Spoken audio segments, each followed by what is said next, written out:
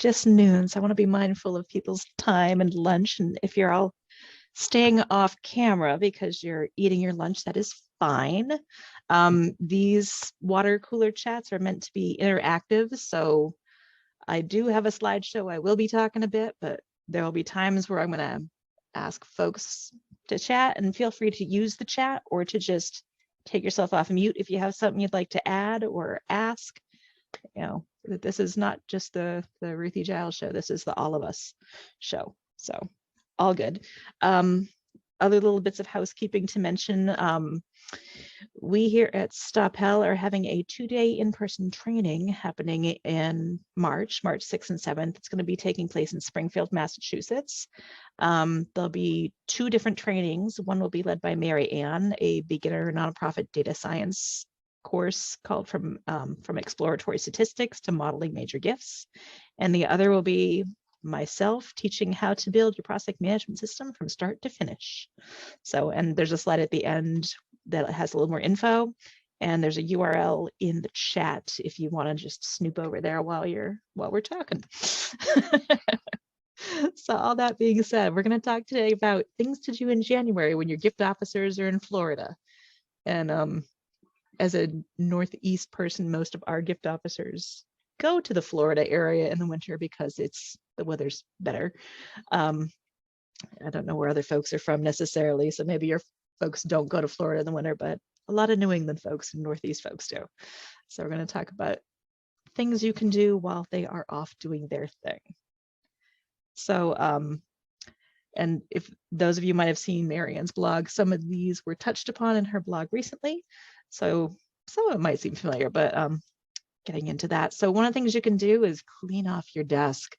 Oftentimes we're also swamped and busy and running around trying to take care of pulling reports and doing profiles and doing all sorts of other bits that we don't have time to just clear off our desk, and things have gotten buried over time. So when folks are away, rather than the mice will play, the mice clean up their desks, right? Like, we try to organize them. We try to put things in places that make some sense for where we want to store our information.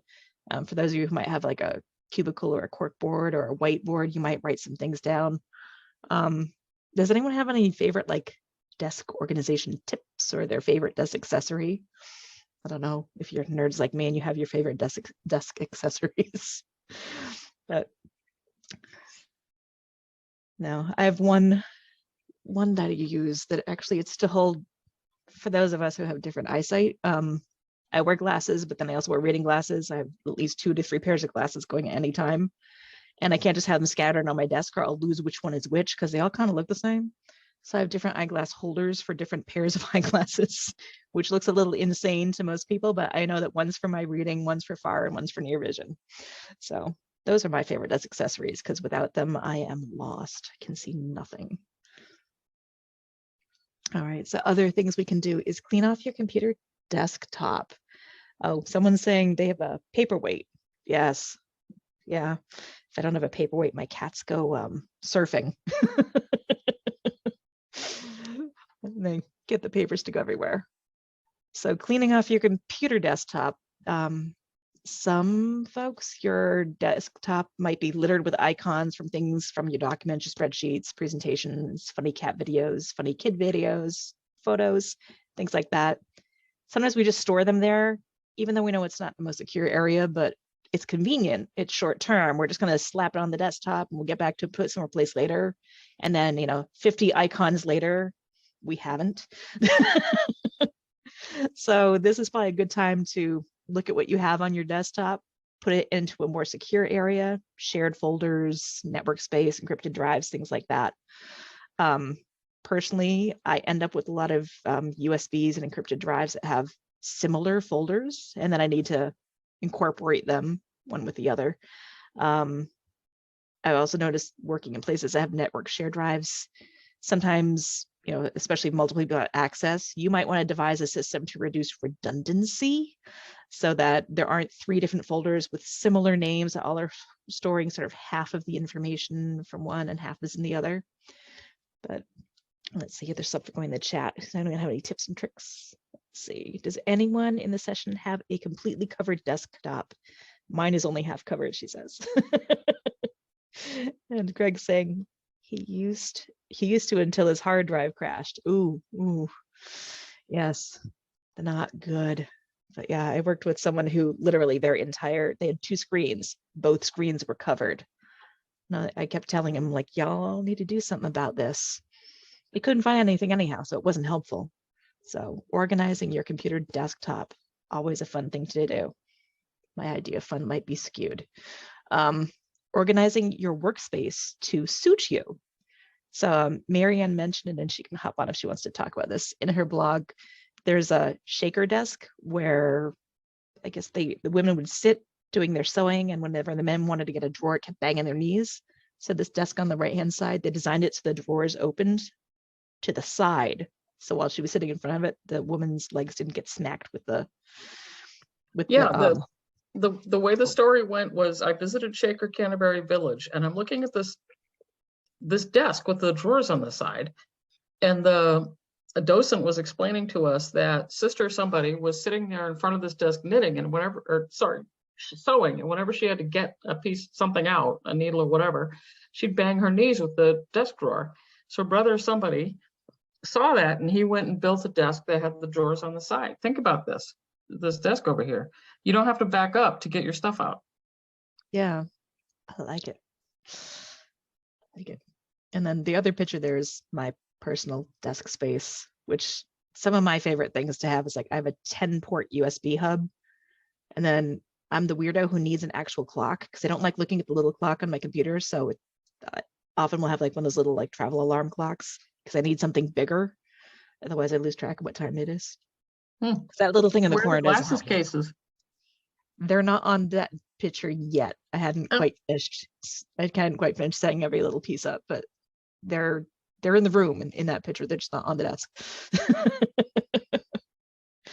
And I know a lot of like sometimes at work you'll inherit a space and it's not built to suit your needs. So you might need to sort of adapt your space to put things where they're comfortable. Right-handed people versus left-handed people who like I reach one direction for the phone, I reach the other direction for a pencil, right? Actually, I don't always reach for the phone, but cell phone is usually right in front of me. But we all want to reach a certain direction for a certain thing, so you might want to set up your workspace so that the pens are where you want them to be and the notepads are where you want. Someone's saying Marianne's asking how many left-handers are here. One Southie, at least. Yeah, I'm a righty, but I cartwheel to the left back in my cartwheel days. I don't do that anymore. But, does anyone else have any tips or tricks on how they might set up their desk to suit their needs, like stuff that's sort of clever? Because we like to steal ideas from each other.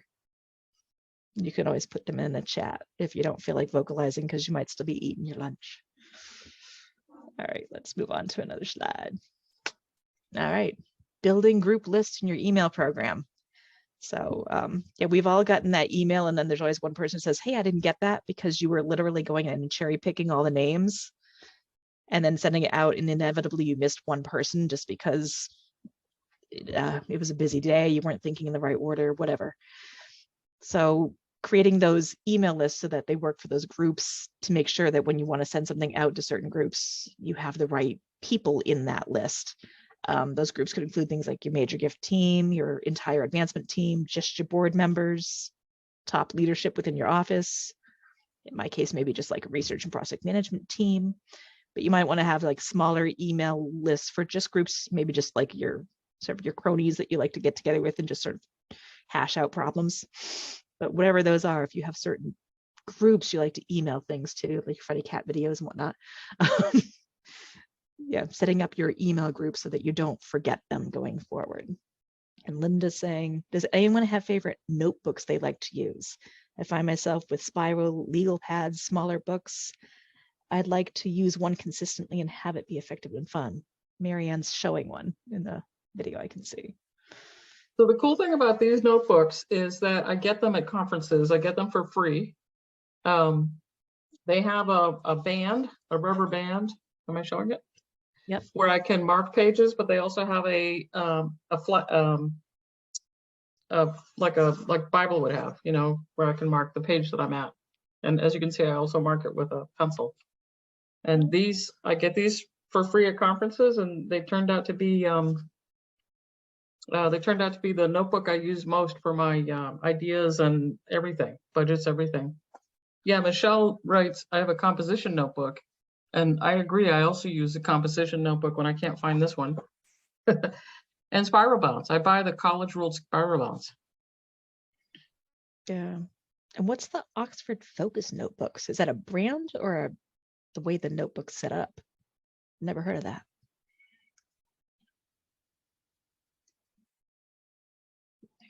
Yeah, it's a brand. Oh, okay. All right. Should just Michelle mentioned it, and I didn't know if that was like a specific setup. Yellow pads, going old school. Love it, Elizabeth. I like Susan as reducing, reusing, recycling. She's just making notebooks. I know. Very clever. There's a lefty. Spirals get in the way with Laura. So she uses a legal pad. Yep. Oh, and she labels them nice. Okay. Oh, Michelle's saying they set up page to separate out notes, questions, and summary sections. I think she's referring to the Oxford Focus notebooks. Ooh, I'm gonna have to look that up later.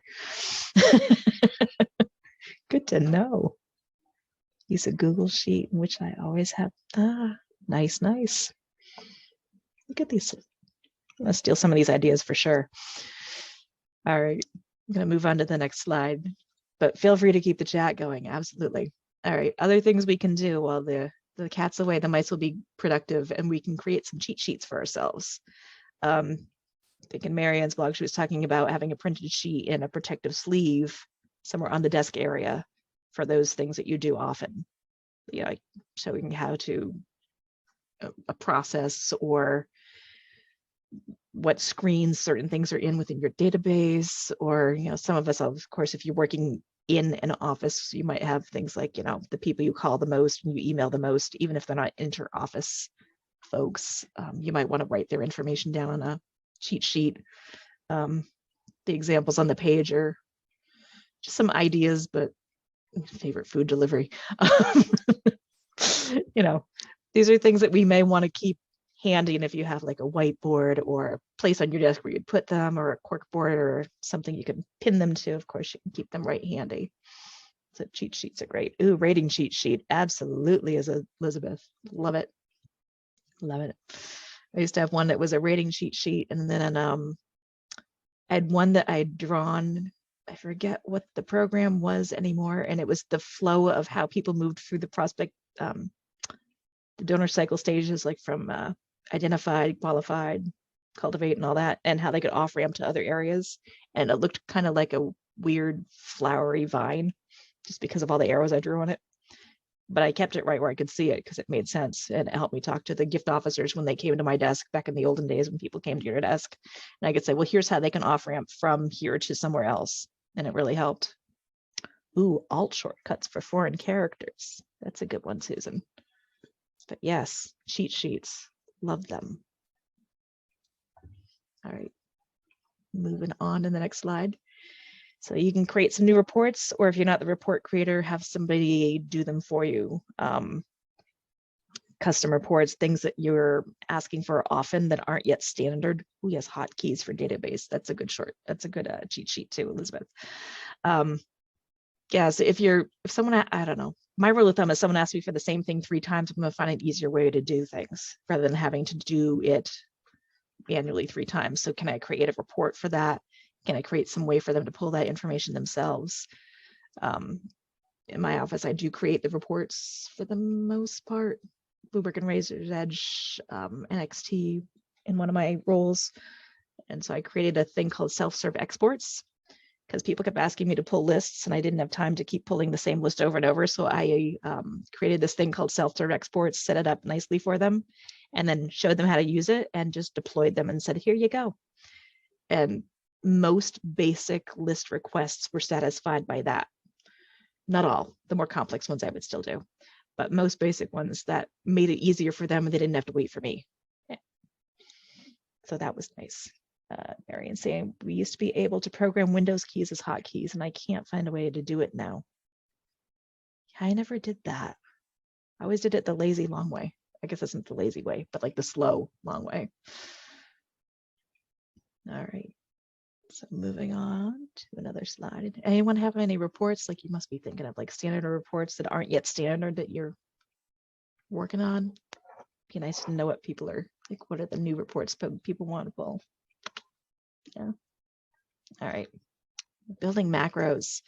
So yeah, so this is where Mary was talking about the hotkeys in Word, but she'd also mentioned doing things like creating macros in Excel, which is nothing I've ever done either, or routine in R. So all those are things I don't do, but those are like Marion and probably Greg things. Macros in Excel, or building macros in Excel is fun, but not often as helpful as one would expect. Unless you're doing something all the time, like literally all the time, then it's worth it. It's just it's not easy to build a very useful macro. Yeah, I mean, that's what I was thinking. If it's the same data that comes out in raw format and you have to reformat it, and you have to get rid of this column, you have to change all the commas over to something, that's a macro. Yeah, and it has to come out in exactly. Like it. Yeah, it has to come out in exactly the same format. It can't come out as like, right, a certain. It has to come out at exactly the same number of rows, exactly the same number of columns. Otherwise, the macro doesn't work. Right. Yeah. If the reporting team outputs another column, then the macro has to get rewritten. I hear that. But if you do find a useful macro, it's very useful. Yeah.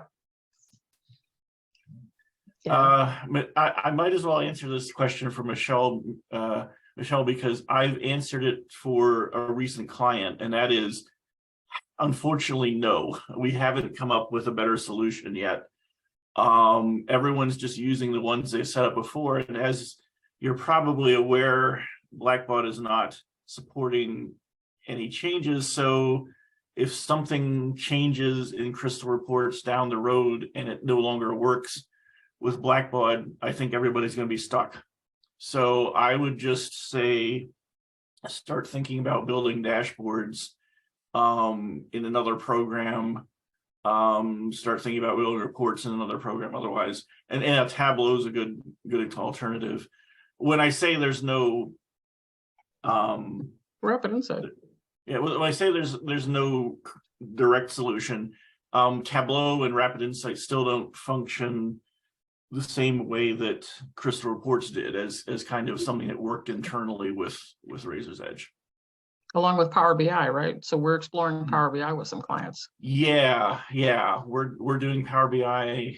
We've struggled with that a little bit, simply because Razor's Edge just does not allow any Microsoft programs to connect with it anymore. Yeah. Sarah's mentioning Rapid Insight for reporting needs, and I use Rapid Insight to do modeling for clients. So I'm really, I think that's intriguing. I'm gonna. I want to know more, Sarah. If you feel like dropping me an email. And R and Python are the same thing. If you like, look, I have to reformat this data and I have to do it, and I have to take 50 steps, and I'd really rather just go out to lunch instead. You can write a script in either R or Python and just do it. It's the same thing. Oh, Ruben's talking about Sky API. Now I've heard about Power Automate. But what's the Sky API program that Power BI is connecting with now? Yeah, see, now we have to go look at that. Thank you, Ruben. Yeah. But that is useful because we do have clients who are interested. Yeah. Nice. Yeah, we can do that. Yeah. Ooh.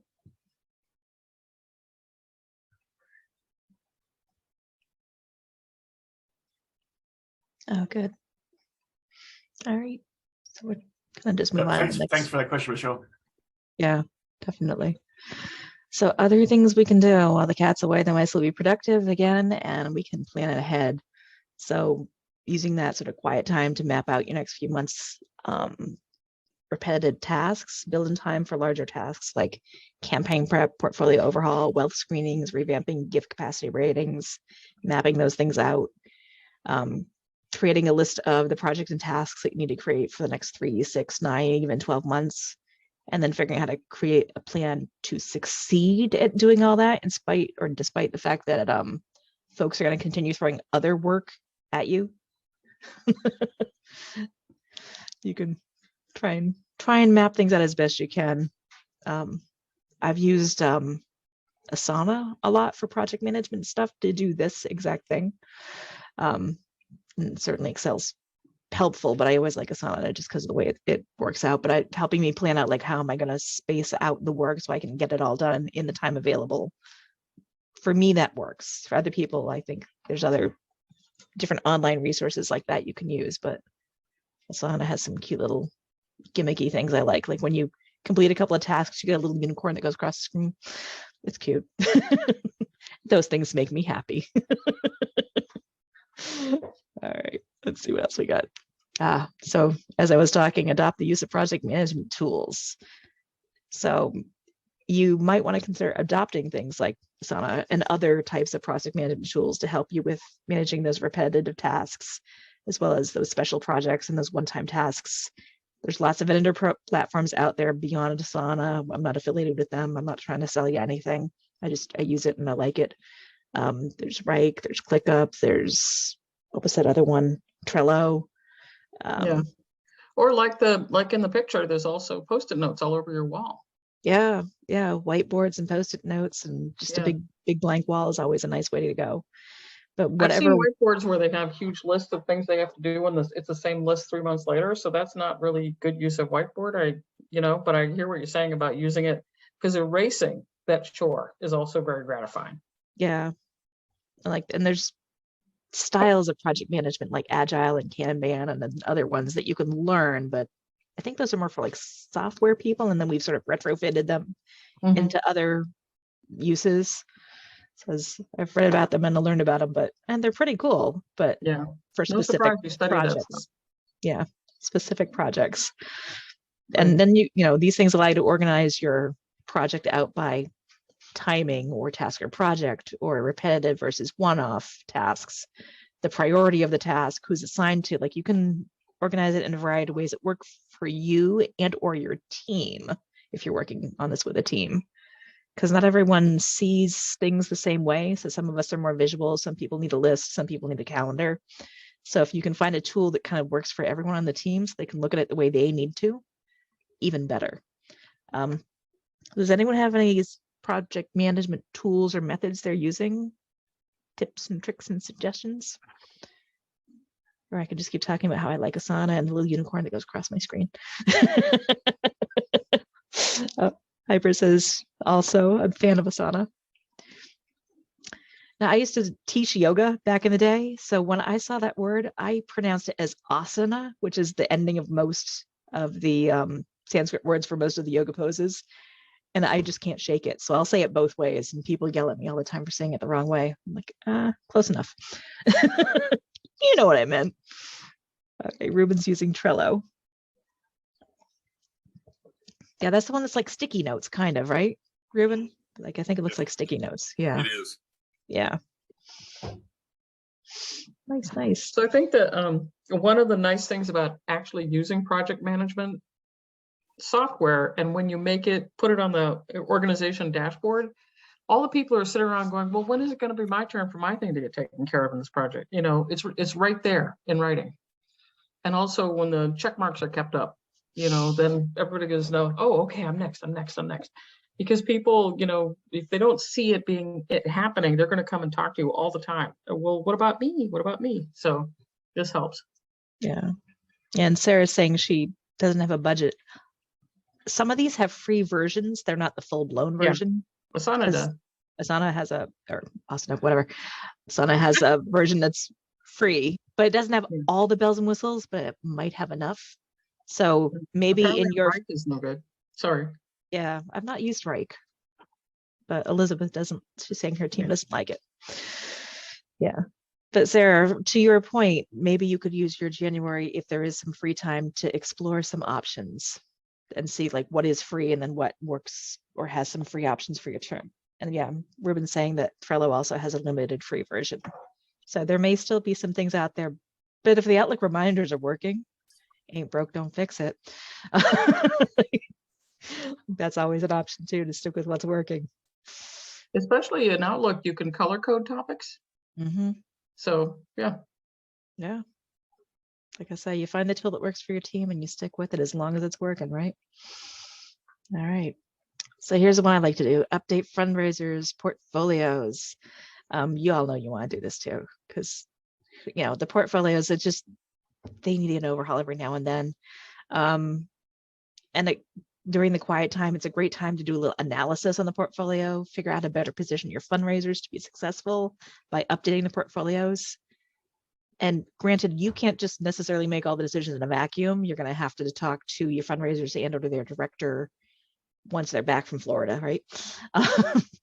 But you could at least prepare all your information and your analysis to say, I think that we need to have more gift officers in Chicago, or I don't think that Montana is the best use of someone's time, but maybe Wyoming, because that's where we have someone really good. You might be looking at that, I'm thinking regionally, but also, does someone have way too many people who are unidentified and they don't have enough people who are moving towards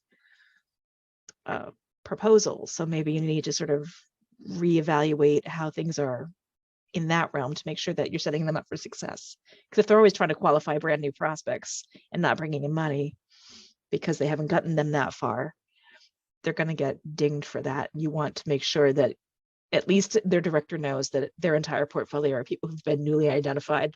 They don't have a lot of people ready for proposals, just so that everyone's on the same page. But yeah, updating your portfolios, it's a good time to at least do a little analysis, prepare a little chit chat for the people when they come back. And maybe you can set them up for a little more success as you barrel in towards the beginning of the new year and into a lot of fiscal years ends on June 30th. Not everybody's. I know like higher ed and education does. But so if you're in that realm as you're barreling in for you towards the end of your fiscal year, some of you just closed it, so it's a good way to kick off your fiscal year. All right. And then you can always use this time to learn something new. So you can learn how to create those macros in Excel that Greg wasn't terribly fond of, but Marianne said that they help with some things. Maybe you can find that hotkeys still exist in Word, create them, and tell Marianne how to do that, because she can't find them anywhere and figure out if they work. Maybe they don't. Maybe you can at least confirm. Creating routines in R, Python, things like that. Improving your project management skills, or just picking an area to level up your skills. What do you need to know more about? Oh, Marion saying, and what would you learn if you had time and budget? I would learn everything. It's You true. would. It's hard to decide what you want to choose first with everything that's, I know. Well, everybody's thinking about that and getting back to their keyboards. I'll share that starting in March, I'm going to learn how to make lace. Ooh. It's called bobbin lace. Yep. It's making lace. Yep. Very cool. Yep. What would you learn next, Ruthie? What I learn next? Oh, do I have to pick one thing? You do. Yeah. See, that's the hard part, right? It is, because I want to learn R and like all the things that are listed on the screen. Pretty much are the things I would love to learn more about. Like Excel. Okay, so R. Yeah. Elizabeth says Power BI. I agree with Elizabeth. Yeah, I want to learn Power BI next to myself. Yeah. And then Salesforce, because yes, that seems to be the growing database. And then last, just to show how geeky I really am, I want to learn how to mod the Xbox 360. So oh yeah, that's great. That's super geeky. So yeah. As a household with a modded Xbox or two, I would say no. Or do we have three? We might have 3 modded Xboxes, but we didn't do the work. But we reap the benefits. My work-life balance. So, yeah, the other thing I want to learn this year, if I can, is I want to learn how to do an unassisted pull-up, because I wasn't able to do that before my CrossFit gym had to close. Is it unassisted? CrossFit gym closed. I didn't know that. Huh. Yeah, pull-up. Shame. So that's just a regular pull-up. Assisted is if like you're using the I'm elastic. standing on a box and I'm kind of jumping up and down, or I've got my feet on the band and I'm boinging up and down. Okay. Yep. Yeah. But like my whole weight. Yeah. Yeah. Oh, that's a good one. Yeah, I just want to be able to bench 300. Sarah has a 7-year-old son who wants her to learn video games. So Greg, do you want to encourage the son, or do you want to tell Sarah it's going to be okay? It's gonna be okay. I mean,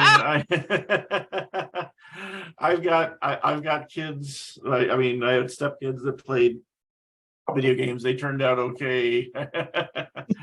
Nephews who play video games, they're fine. I played video games. I guess I'm okay. So Well, and also video gaming is a really big industry if you think about it beyond just Xbox and the what's it, the Nintendo one, the Wii and the PlayStation. Like they Mhm. also make the casino games and stuff, which some people are in favor of and some aren't, right?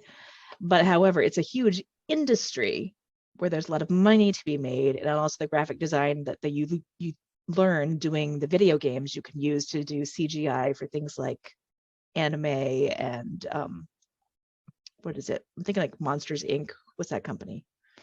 The movies. Disney? Yeah, one of those. Yeah.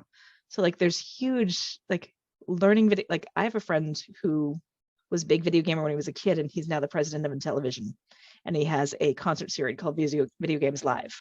So encourage video games to a healthy point because and you learn a lot of strategy, and you learn hand-eye coordination, and you learn to be very observant, and also you know where they are and they're not out causing trouble. So so video games aren't always bad. Yes, there are plenty of video games that don't lead to violence too. So yeah. Plus, if you're playing a video game, you're not doing things you shouldn't be. Yeah. Yeah. So what if you all had a skill that you would bring into your shop, but you wouldn't have to learn it, right? Because that's the thing we get in nonprofits, right? We need analytics. Okay, go learn analytics, read a book and then do it for us, right? Yep. But what if there's a skill that you could bring in to your shop? I mean, for me, it would be somebody just show up at my house and wash my dishes. But I mean for work, what would you bring in?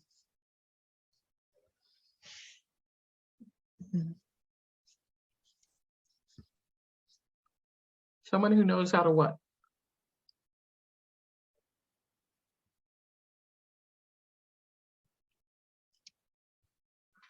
Decluttering. I agree with you, Susan. Yeah. Oh, I've been in places where Marie Kondo would have made a mint. Absolutely. Actually, I did that. I did that over the holidays, Troll. I was trying to find my glasses. And I think the one thing that I've always seen necessary is strategic planning, but not the kind that people do, right? There's strategic planning towards a campaign or towards something that's always the high level people. I'm talking about how do we rework our entire office so that we are more strategic, like we're all playing to each other's strengths. So the person who's really good at Excel, like maybe they're not in the right position, but they're always being asked to do the Excel stuff. And maybe someone who's really good at doing mail merges, but they're in the wrong position. So like that kind of stuff. So making sure that like within the office, you have been strategic about who's doing what and how you're dividing and conquering, which sometimes is like, oh, it's not in my job description. I'm not a big fan of job descriptions or things that are traditional. If those who have met me know this, I'm okay that people step outside their box and try something different. So I would reorg how things are done to be more effective. So Lois is saying that the HR term is recalibration, what you're describing. Yep. I think of it as putting everybody in the right seat on the bus. Yes. Yep. Yeah, recalibration. I like that. I never heard that one. I mean, I've heard the word, just not in this context. Yeah. I like it. Like it. Ooh, Maggie wants a data analyst modeling. Works for me. Yeah. I have to admit, I love it when people say, I hate statistics. I'm like, that's good. Hire me. So. Yeah. So in really small shops, you know, you have access to hire people and you have access to more opportunity to bring in new things, except you become responsible for them, right? And in larger shops, you have the opportunity to put a lot more depth into what you do. In your narrow lane, you can have the opportunity to put a lot more depth in there. Yeah. All right. I'm just going to scoot to the next slide. For those who did, this plays off the last slide for the learning, but there's some learning is available via StopL. You are on a StopL webinar, so you're going to get a lot of StopL here. It's our job to sell you something. Yeah.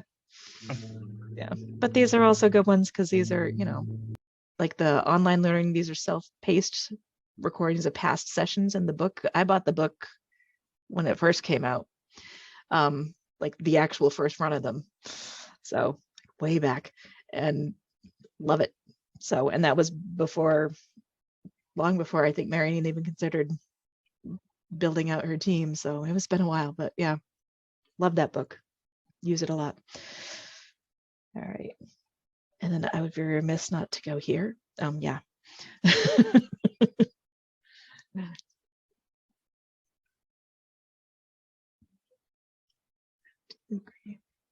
Yeah. Very good, Sarah. Yeah. Create a greater whole together. I like how you phrase that.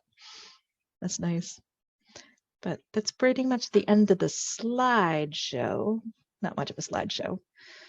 So what other things are people thinking of doing during those quiet times?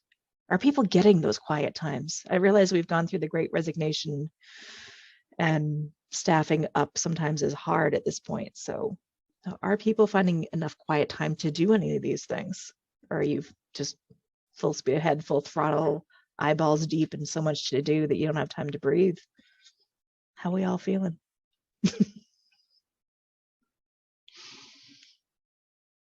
We're feeling quiet, Ruthie, because we're all eating lunch. I was going to say, just based on what my one of my clients is kind of doing right now, that right now the week or so after Christmas, you don't get too much quiet time.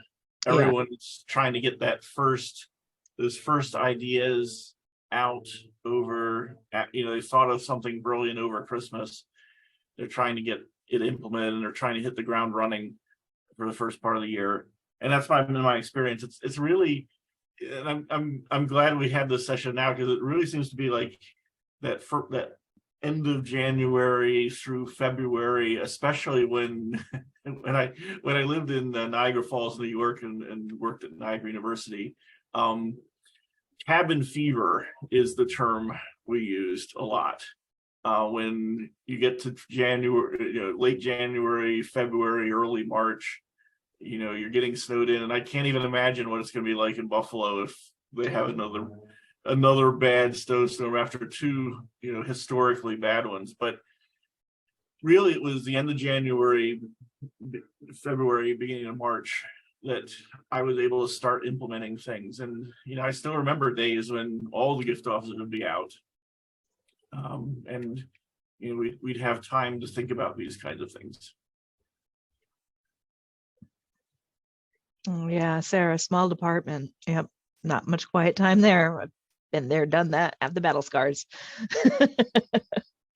So Elizabeth's note reminds me of a friend of mine who said to me that professors will block off Friday afternoon for writing time. Mm. You should do that. And I'm like, I'm a department head. Like, I'm going to not let people talk to me on Friday afternoon. But it's something to think about. Is there a way that we can, for those of us who work at a cubicle, is there a way that we can still block off time for creative pursuits or learning stuff? Ruben was writing to me that there's always something, but he tries to put in things one at a time, which I agree with. Anytime I try to go learn a new skill, I've got to do it one at a time. Mm-hmm. Same here. I don't know if this will be helpful for learning things one at a time when you have to do more than one thing. So, you're doing things in succession. But my ex used to listen to different music for each new thing she was learning. And it seemed to really work well for her, because, that hearing that music got her in the mood to start thinking about that subject. The only problem would be if we were going somewhere and she heard that music, she'd start saying, "Oh, I've been thinking about this and working about that." So yeah, she'd pick a different band for every every new thing she was learning. That's an extension of what Writer's Digest recommends, is that when you start writing, you write in the same place every time, so that when you go to that place, you feel writery. I like that. Yeah. So when I'm trying to do stuff, I go on, it's like on YouTube, and there's things like brainwave music. I don't know what the real technical name for it is. And there's always one for concentration or productivity or whatever. And I'll just pick one. I don't have a favorite. but I'll always pick one of those, and they're just sort of like, I don't know, like moody music you would hear at a spa or a yoga studio, like in the background. And it's just enough noise to sort of block out the rest of the world. Like I'll wear headphones even if I'm at home by myself doing this. And it always helps, but it's not music, because if I hear lyrics, then I get too wrapped up in the lyrics and I forget what I'm doing. And then Susan's agreeing with you. yeah, Yeah. yeah. My thing is that if it has water sounds in it, Mhm. I'm a little old lady, water sound sends me off to the restroom no matter what time it is, right? And the other one is bird sounds. I'm like, why is there a bird in my house? So yeah, so I look for classical. The official Bridgerton playlist on Spotify does really well by me. Ah. Maybe we should have a water cooler chat where we just share our playlists. It's my Excel playlist. This is my Power BI playlist. Yeah. Do a video, with the fish or the fire or whatever. Yeah. Yep. Everybody can just come here. I'm at a webinar. Yeah. That's cute. Oh, another vote for Bridgerton. Yep. All good. All right. Well, I'm going to take the slides off. Does anyone need me to go back to a slide? They're all just pictures. I'm feeling like probably not. So let's stop the share. String quartet. There you all are. Yay. All right. So other things people are doing during January. Or not. Maybe you're just straight out, flat out busy. January is not your month. If that's true, what is your month? We'll have to come back. Yeah. Do you get a month? Some of us don't, right? I think Tina put on a new, that's her dinosaur, but she added dogs. I don't remember the dogs from last time Tina was with us. I like the dogs. Yeah. The one on the right's having quite the hair day. Yeah. The piano guys. Oh, see, what kind of music do we listen to that helps us focus? Yep.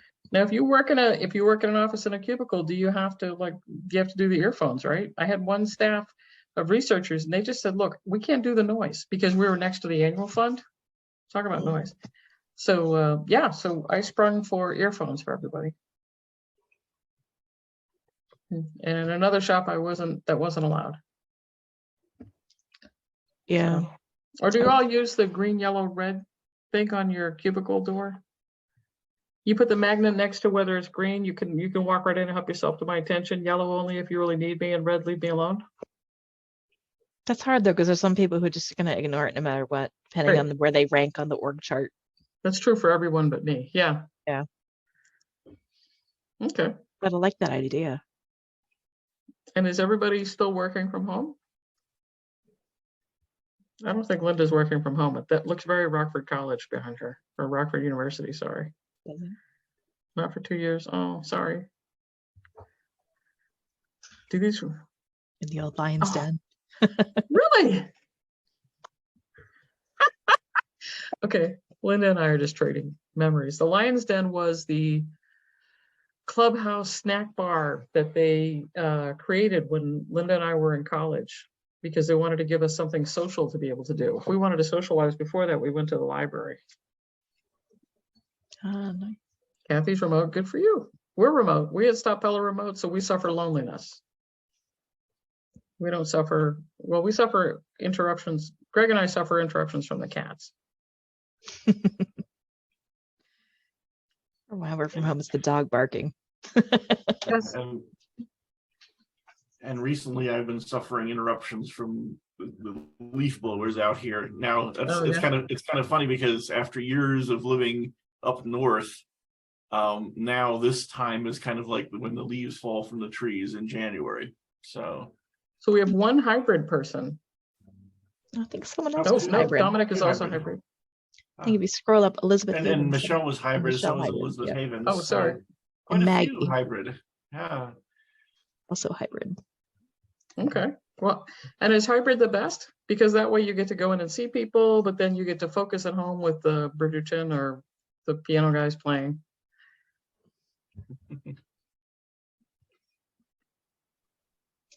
Okay. Yep. They're liking their hybrid life. That's good. All right. Yeah. We at Stop Hell, we saw each other all together for one time when we all did a conference. So. Yeah. Yeah. This is a part of me Ruthie knows the best. Yeah. That's right. From mid-chest down, anything could be happening, right? That's right. Be wearing clown pants. Nobody knows. I'm telling.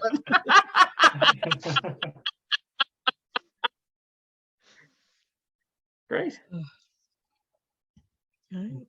Any other thoughts of the quiet time and projects to work on? So we have Lois. I live in Florida and work in a hospital in Knoxville, Tennessee. Go there a couple times a year. When I was at Cornell, we had different offices in lots of places around the country, and so twice a year, just like you, they would come in for I don't know, Regions Week or whatever they called it, right? So the people in Florida, of course, I'm always entrepreneuring, right? So the people in Florida, I'm like, hey, tell you what, I'm going to knit you a hat and a scarf and a pair of mittens, and I'm going to keep them for you here, and you're going to rent them from. It was a fabulous idea. Yep. Yeah, you need people to see you. Even when I worked for the Datatel Corporation, I was on the road all the time, but my boss was always saying, you need to come into the office for a couple of days. I'm like, when? Because she says, people need to get to know you. I'm like, yeah, but when? So, yeah, Lois, I recommend taking up knitting because then your sweaters fit you. Yeah. Oh. Yeah, lots of in-person meetings when in the office. Oh yeah, the end of one of those annual retreat things, I'm pretty worn out. Mm-hmm. We don't do them. That's Stop How we don't do them. Like we would have to make up an agenda. Like when we were at a conference, we did a lot of strategic planning and a lot of stuff. But yeah, I don't want to have to sit in a room and have somebody lecture me about how I need to try harder.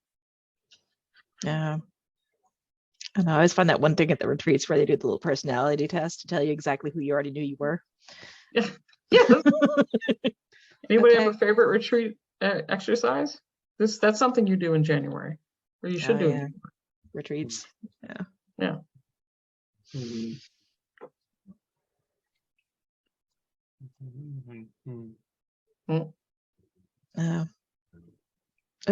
Retreats are pointless. Sometimes the food is good. Yeah, the food is good. I remember, was it cheesecake lollipops? Those were good. I think retreats have the same problem that meetings have, where if you don't structure them right from the get-go and do all the prep work for them, they're not useful. But if you have someone who can prepare them and does a really good job on the before side of them, when you get to them, they're highly productive. Yeah, nobody likes forced mandatory fun. Yeah. But if you could have a highly productive time together where you're collaborating and working and solving problems, that to me would be the most awesome retreat. I know other people want to play the little, the personality analysis, as I once heard it called astrology for corporations. Oh, I can't say that because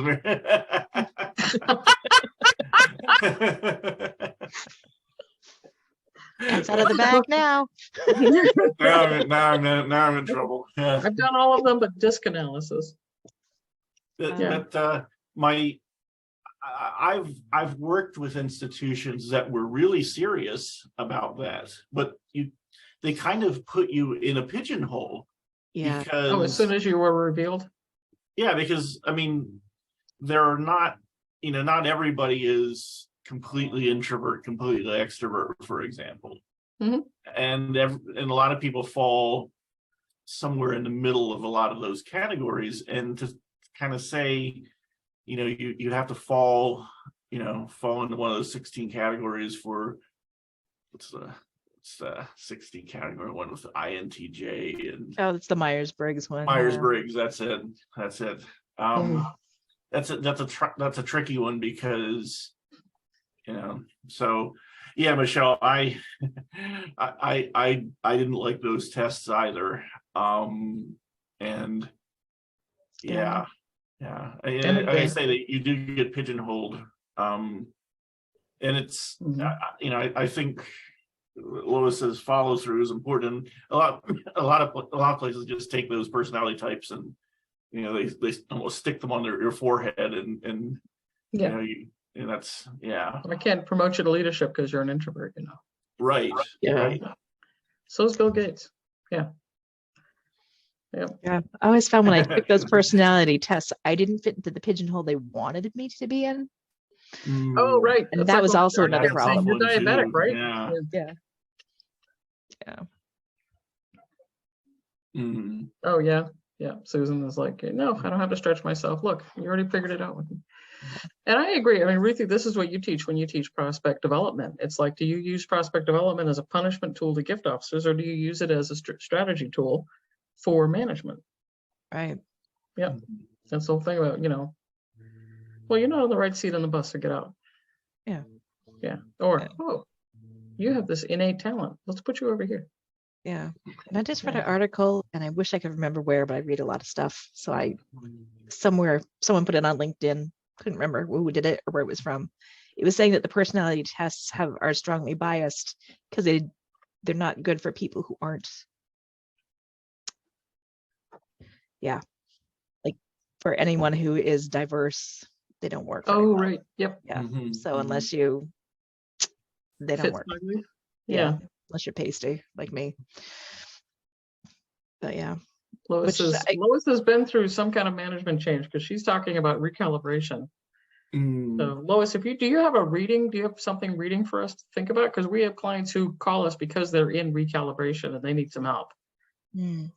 So if you have a book that gives us a resource that'll help us understand that, I would love to see it. Yeah. Yeah. Yeah. I know a few people who could use it because they're going through stuff right now. Yeah. Yeah. Oh, okay. All right. Okay. I was like, look, I'm discovering this. I'm sharing with you. Isn't that enough? Yes, it's enough. Thank you. Yes, but now I gotta go look for articles on that. So I'm gonna do that afterwards. Yeah, you are. Oh yeah. Yeah. If you want to drown in new ideas, spend an hour with Ruthie. And the three of us, man, we can make a tornado happen. Yeah. Well, great. Anybody else doing any holiday or vacation time in January or February? There are those of us who do not celebrate some of the winter holidays and therefore would prefer to do it some other time. Like anybody doing February vacation? Probably.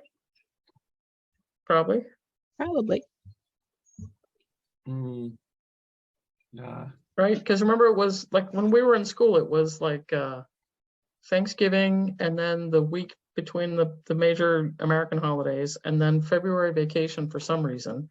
And then in April, there was a vacation for some reason, spring break. Yeah, I remember that. And then school's out. Yeah.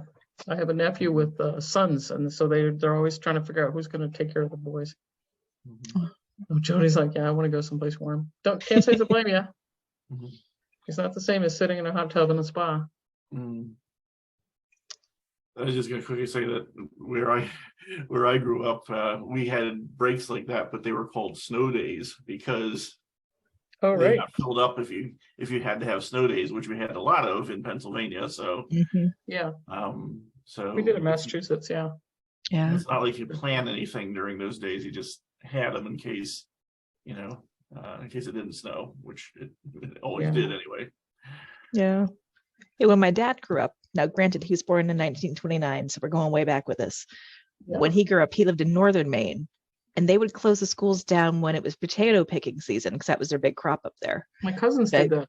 Yeah. Potato harvest. Yeah. Yeah. So I forget what month it was. Probably they started in September, August, and in the middle of September they started potato harvest for 2 or 3 weeks. I think it was like September, October-ish. So yeah, and they would just close the school, and then they just adjusted the school year somehow. But again, that was probably in the 30s. So things may have changed since then. They were doing it in the 70s with my cousins. Oh, were they? Up in Fort Kent, yeah. So Sarah wants us to know that the Enneagram does have value, but it is, and she agrees with how it's what motivates us. You know, things that I'm not naturally good at. One of them is standing there listening to somebody talk to me. My brain is too busy with other things. Yeah. I mean, I'm really interested in, I shouldn't have said that out loud like that, but what I'm trying to say is small talk. You know, put me at a party, right? Where the whole point of the party is for people to just stand around and drink and eat food. And then and people just figure out that I'm a good listener. So they come right up to me and they want to talk to me about things that, you know, like, you know, the weather and what is it? Somebody's dress and, you know, can you believe these politicians? And, you know, talk to me about fundraising or good books or, you know, so I'm not, when come time to working reunions and stuff, like reunions and events and stuff for the organizations that I work for, I always wanted to work behind a desk, you know, not drive people. I don't have depth perception, so you don't be driving anything with people in it, you know, but yeah. And so yeah, I agree, Sarah. There are things that I'm very good at. Making somebody feel comfortable and taking care of them and making sure they're okay. Absolutely. You know, give me somebody who has trouble walking. I'll help them sit in their chair. But make me stand there while somebody says, "No, this is what people should do with your fundraising program." You know, I think I might have had my fill of that. Yeah. Yeah. Yeah. But I have to look up this test she's talking about, the Enneagram. Enneagram. I don't know that one yet. Enneagram? Yeah. I might not be saying it right. Either way, I gotta look that up too. All right. Ration and that. Yeah. Tomato. Envelope. Oh. Yep. And our host Brandy, who always likes to let us get all the attention. Hey. There she is. Yep. So that's our next chat is finding the love and contact reports. That one will be mine. I will be fully recovered from my dental surgery by then, so I will not put Ruthie on the spot unless she wants to be. Yeah. Yeah. I'll manage. But yeah. Okay. Well, it's good to see everybody. Yeah. Linda, thank you for the memories of hanging out at the Regent Lions Den or whatever it was.